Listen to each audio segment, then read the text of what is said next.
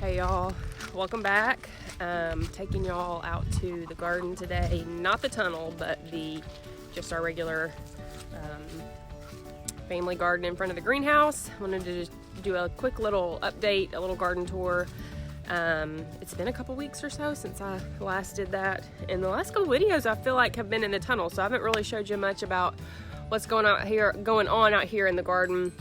I'm gonna try to get this done in between rain showers. The rain has been absolutely brutal this year. I don't know if this has been like record rainfall or anything like that, but I feel like it has because there has been so much rain. So it is thundering kind of off in the distance, so I feel like it may be about to hit us again. We'll see, but I'm going to try to get this done and show you guys what's going on out here.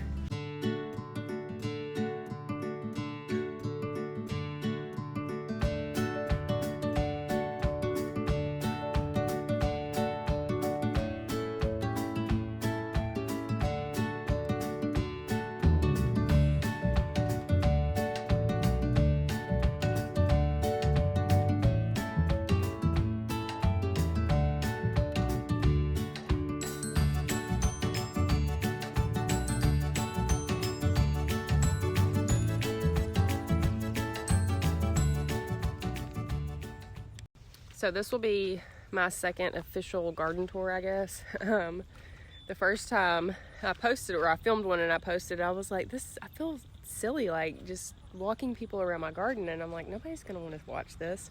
But then I got to thinking about like all the garden tours I watch on YouTube and how much fun that is for me. It's just fun to see people growing things and to see what they're growing and like how far along they are in their growing season. I don't know what's so interesting about it, but it really is, to me at least. So probably the thing that I'm most excited about in my garden this year are the dahlias. I don't know if I've mentioned it, but last year was actually the first year I've ever grown any flowers, and we kind of just did it on a whim. I had some really old mulch that we had gotten from a landscape company. They were selling it for super cheap. I don't remember how much we paid, but it was way cheap. And it was so old that it had basically just broken down into dirt. And we bought it not even really knowing what we were going to do with it. So we just like put it in a big pile in our yard, and I ended up making some garden beds out of it. And I thought, well, there's probably not really any nutrients in this, but whatever. We threw some zinnia and cosmo seeds in there and some sunflower seeds, and holy cow, like it took off. We had so many flowers. And if you know Knox, my little boy, he is kind of like our little flower farmer, and he actually sold flowers last year and made a killing on it. And so anyways, we were kind of trying to up our flower game this year.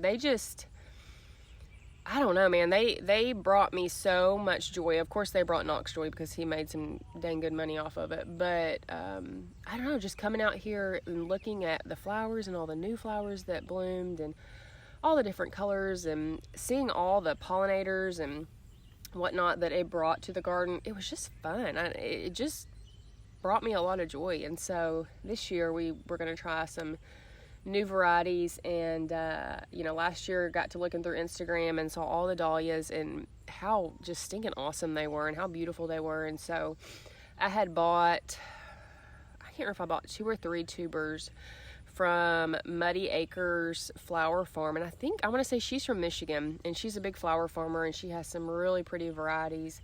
So I bought a couple of tubers from her, and if you know, tubers can be pretty expensive, so they're like an investment, really.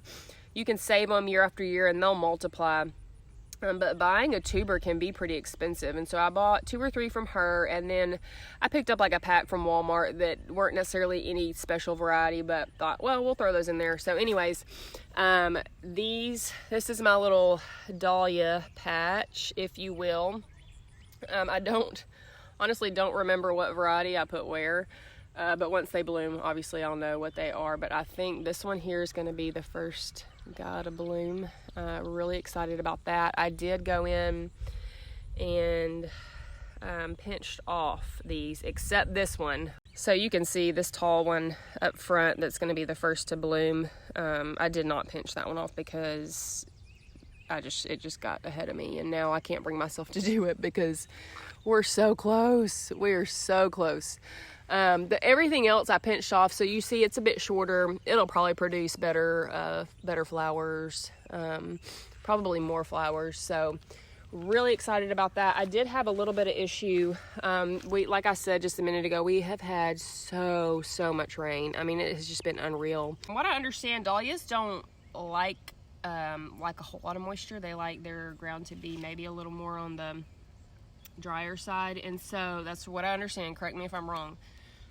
So anyways, I had noticed that this one variety had actually started to rot, and I'll try to show you. Let me see if I can't bring you in here and show you. But the main stem here just completely rotted off. Can you see that? Listen, a better camera person could show you better, but see this here? That was like the main stem, and it just rotted and died and fell off. And so thank goodness it did produce some of these side shoots here. So I'm still going to get flowers out of it. So I was really pretty devastated about that there for a little bit. And then afraid, of course, that my other ones were going to do the same thing, but none of the others did. So I'm not sure. I think it's from all the moisture and all the rain that we've had, but I've just been keeping an eye on it. It seems to be doing well. I have noticed a couple of little caterpillars on here munching the leaves a couple times. I was able to remove those guys, and for now everything looks really healthy. I have gone in, and I don't think I have any that I can actually show you, but where it produces that main bud, you'll notice that it'll produce like 1 or 2 smaller buds right on the side of it. And so I've seen some of the other flower farmers that I like to follow on Instagram, they like to pinch those smaller buds off and just let that one bigger bud produce a flower. And from what I understand, it just makes a bigger, stronger flower and stem. So I did go in and do that. I pinched off those smaller little buds on all these that I'm seeing. But anyways, yeah, I'm just really excited about what these are going to bring. I expect that they're going to be really beautiful, and yeah, we're just waiting. It's just a waiting game now. So lots of zinnias here. Those are all self-seeded zinnias from last year. This was our little zinnia patch from last year, and so I'm just let those come up. I harvested a bunch of garlic out of there the other day. Those zinnias had popped up in between the garlic, and I'm just going to let them be. These are ones that I actually transplanted in here from our patch over the way. I'll show you. I had thinned that patch out, and I had transplanted a lot of these, but check this out.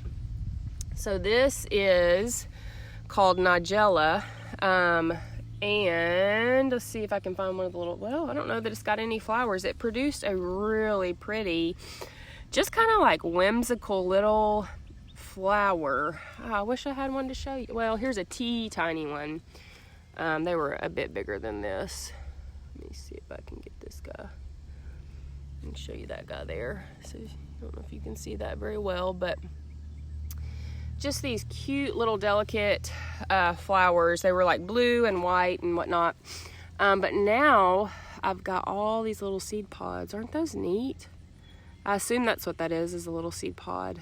So the flowers didn't actually hang around very long, which was a little disappointing, but now we've got these. So I think those would, if you were, in the business of making flower arrangements, those would look really cool in a flower arrangement. And here's one that's dried. I assume what happens is you can get some seeds out of this.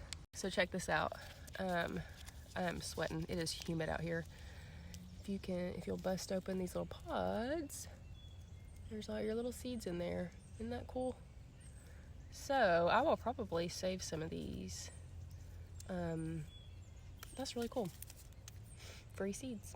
So I came out here the other day and weeded for just about the whole day. I mean, the garden had gotten out of control, and I still have some weeding to do. I never actually got over to this area here. This little walkway here needs to be weeded badly. But I did get a lot done. The Bermuda grass is just out of control. So yeah, this is going to be a big battle with the weeds for probably several years, I feel like. But I'm going to do my best to stay on top of it. Have yet to plant this bed. I don't know. I'm probably going to throw some beans in there. I think I said that last time. I have yet to do that.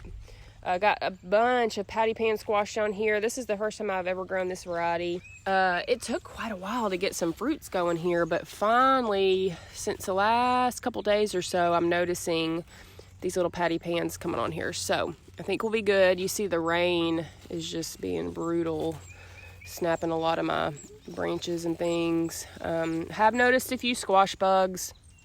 So far, they've not been just out of control. I suspect that they're coming. Maybe that's a bad attitude to have. Whoop, there's some eggs right there I need to get rid of. So those are squash bug eggs. I do come out here every couple days or so and specifically come look through the leaves and try to remove all these, so I'll get those off. But yeah, that's the biggest pest problem we have here with our squash, are the squash bugs. And look at these down here. I think what is happening down here is that this is on a slope. This area where I have my garden anyways is a bit low and it holds water. And on top of that, it's sloping. So I'm at the high spot right now. And as it slopes down, I think it's just getting a ton of water down there. And I think it's killing those plants down there is what I'm assuming is happening. I don't really know what else it could be. But yeah, golly, the rain is just beating my plants to death here. Look at that. Just cracking them all. So I'll probably harvest quite a few squash off these, couple good harvests, and then pull them out and maybe even resow them. We'll just kind of see how that goes. Tomatoes are just now really starting to come on. They're all setting fruits. The fruits are starting to get a bit bigger. The tomatoes in the tunnel definitely look way healthier than the tomatoes out here. Again, the rain has been absolutely brutal for these poor little plants, but they're troopers. They're hanging in there. Florida weave is still working really well. I will say that, you know, I started using that biodegradable jute that I'm using in my tunnel trellis system. And I was using this jute because I already had it. It was free and it's biodegradable and that sounds great and whatnot. However, I have switched over to using just regular, what is this, like nylon string.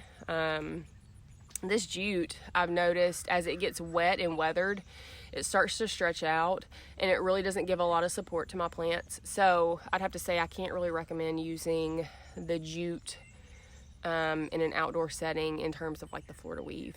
So I have switched over. I'm going to be using just this regular non-compostable string now, which is fine. I just need something that'll hold these plants up because there for a while they were all toppled over. I had to save a couple of them. So I need to come out here and prune. I've got quite a few suckers. Not noticing just a lot of disease on my plants right now. I am noticing a ton of aphids, lots of aphids. So the weird thing, the odd thing is that I have a ton of ladybugs in my tunnel. So if you follow me on Instagram, I've been like talking ladybugs the last few days because I'm just in awe of how many ladybugs I've found in my tunnel. Oh, it's starting to rain. Oh well. So many ladybugs in the tunnel. They're laying eggs. They're, you know, giving me lots of ladybug larvae. And I mean, it's just this continuous cycle and it's awesome. And they have pretty much eradicated my aphid problem that I had on my pepper plants. It's just been amazing. And I don't know why they're not out here. I have not seen a single ladybug out here. And I've got wildflowers over there, some black-eyed Susans and some other white flower. I've got a dahlia plant over here that I bought from a nursery that is blooming. I've got some roses. I do feel like I've got some things that would like potentially draw ladybugs in, but yeah, I don't know. I don't have any ladybugs out here, and so I do have an aphid issue. I need to kind of get on top of that. I really haven't done anything because honestly, I've been busy in the tunnel. I've been busy with my day job. And you know, a lot of the solutions you use, a lot of the natural solutions you use to control things like aphids, soapy water for instance, well, the rain's just going to wash that away, and it has been raining so much that it's just like, what's the point? So I don't know. So far they've not like done anything to really damage fruit production or anything like that I've noticed. So I'm just going to kind of go with it. I'm really hoping those ladybugs show up sometime soon. I know they're here because they're just up the way in the tunnel, but they're just not down here for some reason. My last video, I talked about how I really didn't know what varieties of things were where, and that is still true. I still don't know, but I do remember putting an Abe Lincoln down here. Oh my gosh, there's a ladybug. I gotta eat my words. Hold on, let me show you. She showed up. She doing work. Get it, girl. Get it, get it. Yeah, girl. I'm gonna leave her alone. I don't want to disturb her. Well, that just made my whole day. If you're a gardener, if you are an organic gardener, a natural gardener, you understand that. Like on Instagram, a lot of my friends follow me on Instagram. And I have just been talking ladybugs like crazy because it makes me so excited every time I see them in the tunnel. It just like truly brings me joy and excitement. And I know my friends are watching my stories and they're like, or maybe they've stopped watching them by now. I don't know, but I know they probably are like, this girl's crazy. Like it's a ladybug. But yes, that's so awesome. So ladybugs have officially joined the party. So we'll see. Hopefully they'll help me out here because we do have an aphid issue. But what I was saying was, I am 99% certain this is an Abe Lincoln. That is my all-time favorite variety to grow. Love, love, love a good Abe Lincoln. They're not a great producer in my opinion, honestly, but I love them enough that I'll grow them every year. And so anyways, I am getting a couple of decent sized fruits here. In my experience, they grow just this giant red, sweet, mild tomato. So dang good. It makes my mouth water just thinking about it. So yeah, I'm excited about that. So I do want to do a video specifically on basil. I was just thinking about that the other day. I love growing basil. I got a couple of different varieties here. I've got the opal basil. I also have just like the regular Genovese basil. I've got a cinnamon basil up in the tunnel. I just think basil is such a good plant to grow. First of all, it gives you all the confidence in the world because it's really hardy and it'll just grow. It smells so good. It's good for eating. It's good for like just decorative stuff. I threw some in the flower beds around the greenhouse over here just because it'll look really pretty. But they're so good for flower arrangements. Last year, what we did, or what Knox did, I guess I should say, is we let a lot of these flower or go to seed, go to flower, and we put them in our flower arrangements, and it smelled amazing. They were really pretty, but it smelled so good. And we got so many compliments on, or so many comments, I guess I should say, on how much people love that, because it just smells so fragrant, but it's mild. It just smells really good. So yeah, lots of basil this year. Basil is also one of those things that helps deter pests. So some of these basils are going to be for eating. Some of them I'm specifically going to let go to flower, but also because it's good at attracting pollinators and things. But yeah, here's the opal basil, super pretty. This is one that I pruned. I do recommend pruning your basil. They'll go to flower much quicker if you don't. So this is one of the ones that's been pruned. This one over here, I did prune him, but not as heavily, so he's not quite as bushy as this guy here. So the bushier you want it, you're going to want to prune a little heavier. So I'm probably going to go ahead and harvest. These are little Salanova lettuces. I'm going to harvest these probably maybe tonight. A couple of these over here, I think the rabbits are getting to. You can see how they've kind of been munched on a little bit, but I need to harvest because it's getting so warm out here. They're going to eventually bolt. And they won't be any good for eating. So lettuces, they don't like it just real hot. They'll bolt and go to seed pretty quick, and then the taste just isn't very good. So I'll probably go ahead and harvest these, even though they're a little on the small side. It'll make a couple of good lunches. So yeah, it'll be a win. Cucumbers are going up the trellis. I am pruning these guys, just like I'm pruning in the tunnel. I'll do a video on that. It's actually so the first year I've pruned, way easier than pruning a tomato. Super simple, but they are taken off. These are I think I did a Boston pickling cucumber here. So we do like to make quite a few pickles in the summertime. So they're taking off. They're starting to make little baby cucumbers. Check this out. See those little babies? Those guys will be ready to pick in no time. It's that dahlia plant that I had bought from the nursery. Really pretty. It has just been blooming for weeks now. Check out our first little zinnia blooms. This is such a tiny little guy. So I don't know what variety this is because I literally just, I sowed these seeds and I threw in what I had. And part of that is because I was being lazy and I didn't want to come in and have to label what I had planted. But mostly it's because to me it's just really fun. The surprise of waiting to see what it's going to be is really fun. That guy's trying to open up. Last year my favorite variety was the cactus zinnia, and I know I did throw some of those in here. I'm hoping they did in fact germinate. They were a little bit older seed, so I'm hoping they germinated because they were so pretty. And then if I remember correctly, these are all Kellogg's breakfast tomatoes. I've got a couple that are getting pretty big down here. This guy here is starting to get pretty big. I feel like he's gonna blush pretty soon. So excited about that. So generally for me, my peppers don't really start coming on until it gets much hotter in the year, more towards the end of the summer. And I'm actually surprised that I have peppers that are really starting to come on in the tunnel. The Corbassi peppers are out of control. I mean, I'm already harvesting those. But out here, the Sugar Rush Peach. So check these guys out.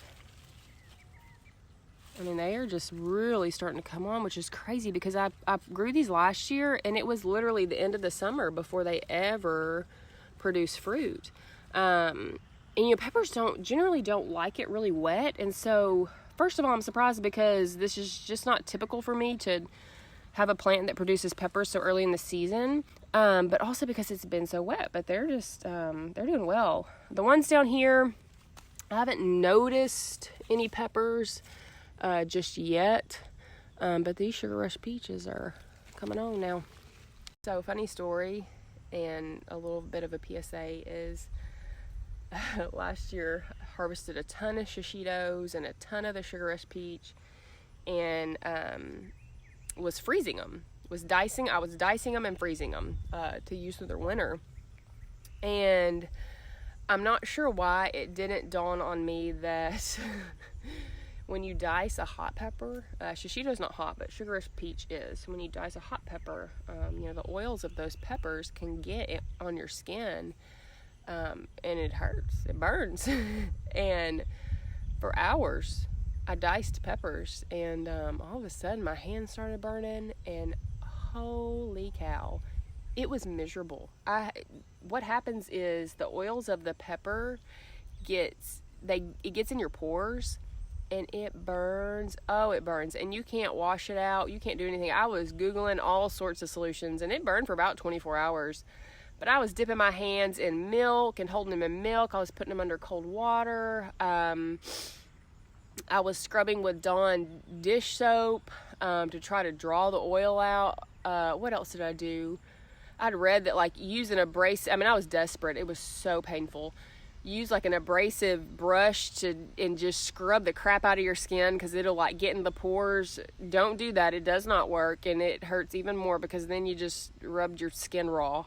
But the pain obviously finally let up. But from here on out, if you're messing with hot peppers, please wear gloves. Do not do as I did because it was excruciating. I'll walk through this little passageway. I'll turn you around. Between this T-post and this post here, just about every day. And every day, I assume it's the same spider has built a web between those two things. And every day I'll walk through it, and I do that like ridiculous little spider dance where you get web all over your face and you feel like you have a big giant spider on you. But tonight I finally remembered and I walked around, so I won't disturb that spider web anymore. the beans are finally coming on. I'm actually, as I get done doing this, I'm going to harvest some of these. I'm going to take them to work, or I'm going to cook them and take them to work for lunch tomorrow, probably with that Salanova lettuce. But these are the Landreth bush beans. We've grown these for several years. Really like them because they're stringless. They don't have the strings, because that will ruin a bean, is to take a big bite and have all the strings, and I hate that. But these are really good. They're real tender. And when they start coming on, they'll really come on and produce quite a bit for you. Last year, I got a really good harvest on them, and I thought they were done. And I almost pulled them up out of the ground, but then they put on another big harvest, or another big round. But they're really starting to come on there. So I probably will pick these larger ones. So yeah. The thought of like harvesting my food and taking it to work, or just like harvesting my food and eating it, it's just really gratifying to me. I don't know if it is to anybody else. Probably if you're watching this video, it probably is to you too. Or you're thinking maybe it will be if you grew food. So if you're kind of questioning whether or not it's worth it, it totally is. It's just, it tastes so good, and it just feels good to know that you grew food and you know that it's good for you. There's not a lot of junk on it. There's not a lot of chemicals and pesticides and things. So yeah, I'm gonna pick those beans, cut that lettuce, and it's gonna be good. I'll have a good lunch tomorrow. The last day I was working at the hospital, which was yesterday, I guess, I bought my lunch from the cafeteria, and I bought a salad, and it was awful. The salad ended up being like brown, and some of the stuff in it it tasted a little off, and I thought, man, if I had just brought my own lettuce, it would have been so good.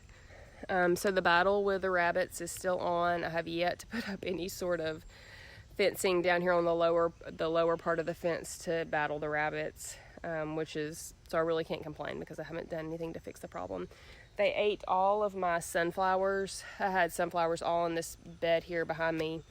They ate every single one of them. So I resowed them. I don't know why I thought that I could resow them and then they would leave them alone, but they totally haven't. And they have left me, I think I have one sunflower is what I'm seeing right now. So I really want sunflowers.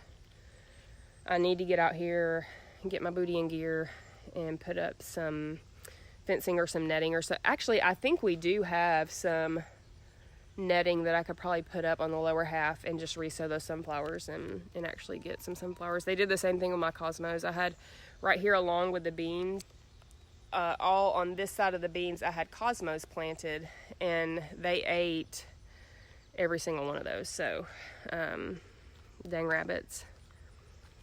This is my first year ever having issues with rabbits, and I'm pretty sure it's because our dogs are now penned up with the livestock. Our Great Pyrenees are, and I'm assuming in the past they have been the ones to keep the rabbits away, because I have never had to do anything about rabbits. I've just never had an issue with them. So this has been really odd, really frustrating, but it's really my own fault because I haven't actually done anything to get rid of my problem. Check this out. This flower bed along the greenhouse here is a major work in progress. But check this out. So this is a Echinacea. Let's see, it's this one here. I bought this from a nursery. It is Artesian Collection Red Ombre. So it'll look like that when it's finally in full bloom. Really excited about that. I've wanted to grow Echinacea for a couple years now, and I actually have some seed that I intended to start when I started all my tomatoes and things, and then I just never got around to it, got too busy, got sidetracked. So I went ahead and bought these this year. Oh, I'm going to have another little bloom there too. And then the other day, I went and bought these from another local nursery, and it is, let's see, Pow Wow Wild Berry. So it'll be more of a pinkish one. I think they're going to be really pretty. These are perennials, so they should come back year after year.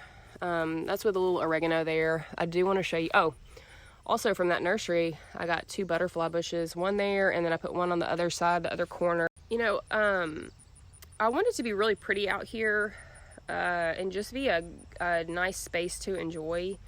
That's going to take several years, like I said, to achieve, because it does. It just takes time and money, and kind of doing it as we have time and money.